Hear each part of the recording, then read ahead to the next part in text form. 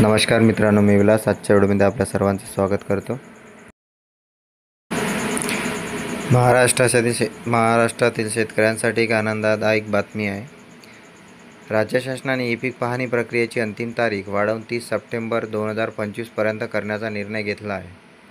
या निर्णयामुळे राज्यभरातील शेतकऱ्यांना आपल्या पिकाची ऑनलाईन नोंदणी पूर्ण करण्याची अधिक वेळ मिळाला आहे.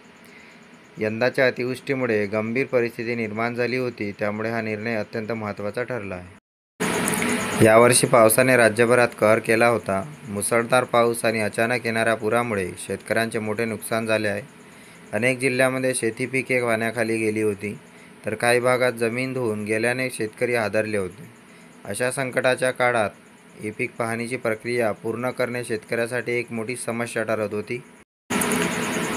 ई-पीक पाहणी ॲप्लिकेशनमध्ये आलेल्या तांत्रिक बिघाडामुळे शेतकऱ्यांची मोठी गैरसोय झाली होती. सर्व्हरचे वारंवार डाऊन होणे, ॲपमधील त्रुटी आणि धीमी इंटरनेट कनेक्टिव्हिटीमुळे अनेक शेतकरी आपली नोंदणी पूर्ण करू शकत नव्हते. या समस्यामुळे शेतकऱ्यांमध्ये चिंता आणि असमाधान वाटत होते, कारण त्यांना भीती वाटत होती की ते शासकीय योजनांचा लाभ गमावू शकतील.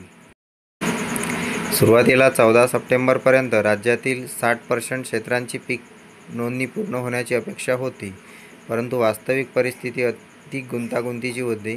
तांत्रिक समस्या आणि हवामानातील प्रतिकूलतेमुळे केवळ 47.89% क्षेत्राचीच नोंदणी होऊ शकली होती. ही आकडेवारी शासनाच्या अपेक्षेपेक्षा खूपच कमी होती, ज्यामुळे तातडीने उपाययोजना करण्याची गरज भासत होती. अशाच पद्धतीचे व्हिडिओ पाहण्याकरता आमच्या चॅनलला लाईक, शेअर आणि सबस्क्राईब करून ठेवा.